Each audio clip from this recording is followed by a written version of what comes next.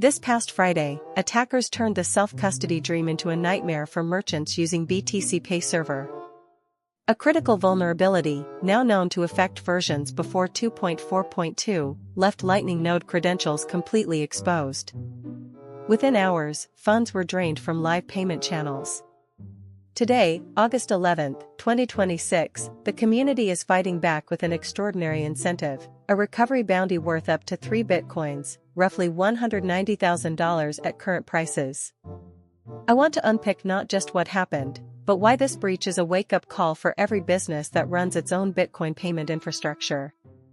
BTCPay Server is widely regarded as the gold standard for self-hosted cryptocurrency checkout. It gives merchants full sovereignty over their funds, bypassing third-party processors. But that sovereignty comes with a heavy security burden.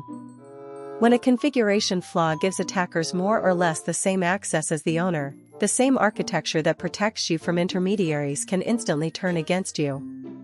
That is precisely what we are seeing unfold right now. The technical root sits with how older BTCPay deployments exposed LND's macaroon and TLS certificate files. For non-technical viewers, think of these as the unencrypted keys to your Lightning node's safe. Anybody who could reach the server could spend or route funds. BTCPay disclosed the issue last Friday and urged an immediate upgrade to version 2.4.2. They also donated 0.42 Bitcoin, around $27,000, to the White Hat researcher who responsibly flagged the vulnerability. That act alone shows a project committed to transparency. But the real headline this morning is the separate recovery bounty pledged by supporters, not from Btcpay's own treasury. It offers 10% of any recovered funds, capped at 3 Bitcoin if the full stolen amount is clawed back. That cap signals a grim estimate. Total losses could be around 30 Bitcoin, or nearly $2 million. The 10% reward is clever. It directly aligns the hunter's interests with those of the victims, ensuring forensic resources focus only where real recoveries are plausible.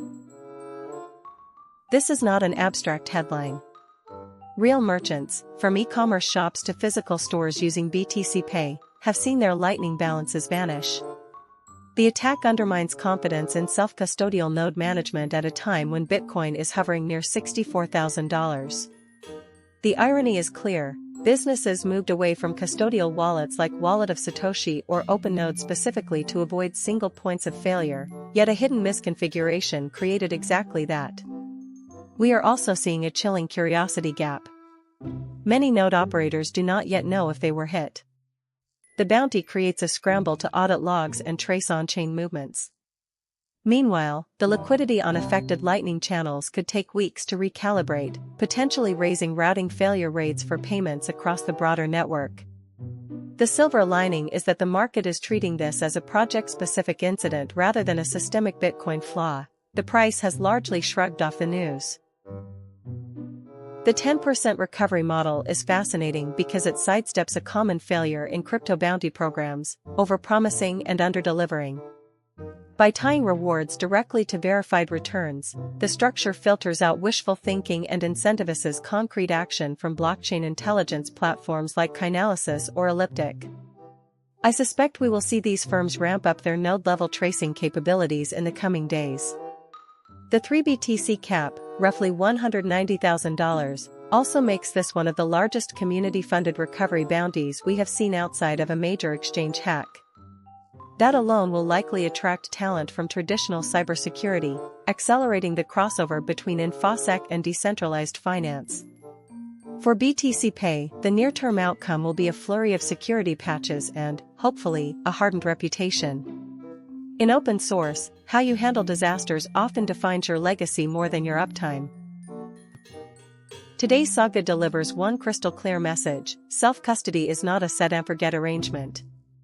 If you run any BTCPay instance, check your version number right now. Update to 2.4.2 or later immediately, rotate all macaroons, and close any channel that looks unusual. The bounty might recover some funds, but prevention is worth infinitely more than a percentage-based cure. More broadly, this incident reinforces that Bitcoin's permissionless nature demands community-led accountability.